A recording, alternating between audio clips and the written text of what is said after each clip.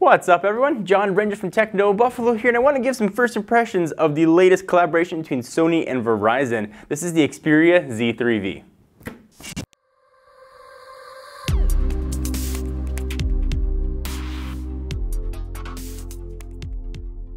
So you guys might have watched the unboxing the same day you see this first impressions, but no, there was about 6 days in between when the device was unboxed to right when this is being filmed. So I've used it for about 6 days, not enough time for a full review, but plenty of time for first impressions.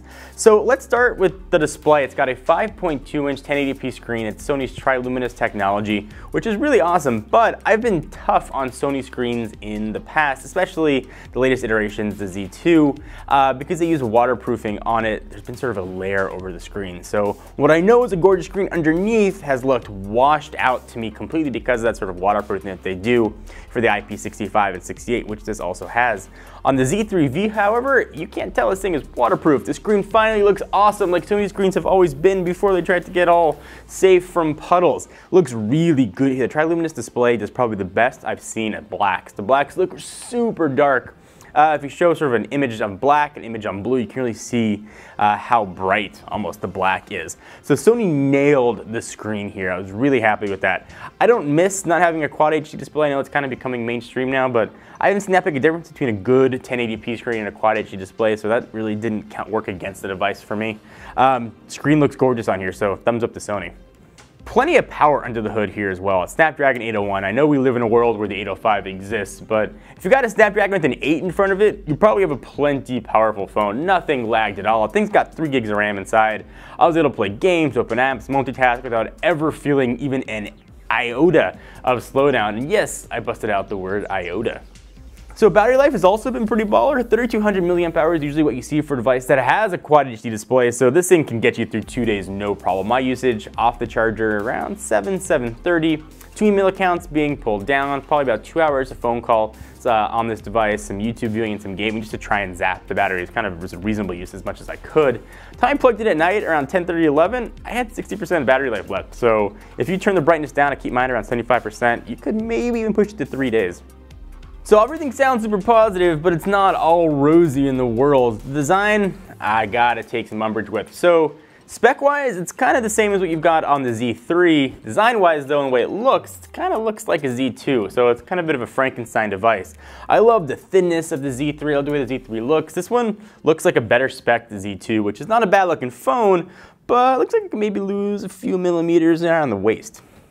So if you follow the video world, you know that Sony's really stepped up their game in the camera department, not only for their Alpha and NEX line, but also for these little sensors, which a lot of companies use. You've got a beastly 20.7 megapixel camera. I didn't get a chance to test the camera as much as I want, as I would do for a normal review, but low light camera was absolutely incredibly good.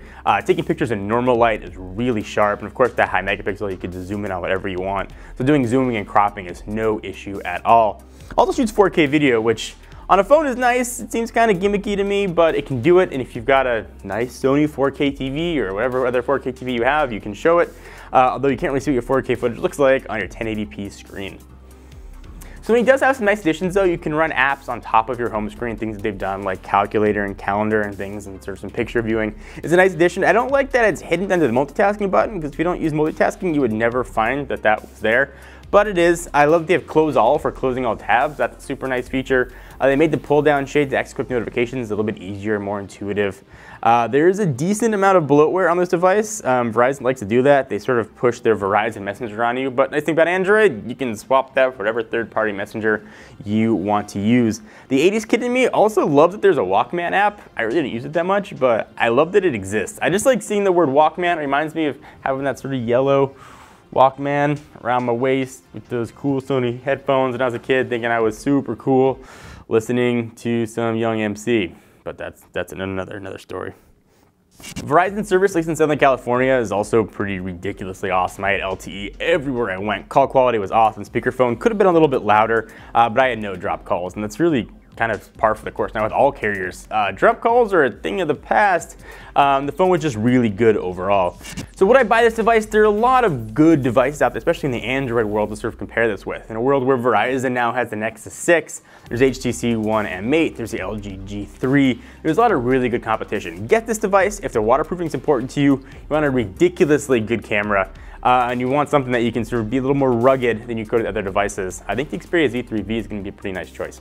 Thank you guys for watching. If you want to see more videos from people who just love technology, hit the big subscribe button right here. We put up videos almost every single day. If you want to see us play video games, albeit sometimes a bit poorly, check us out at our Twitch channel at twitch.tv/technobuffalo.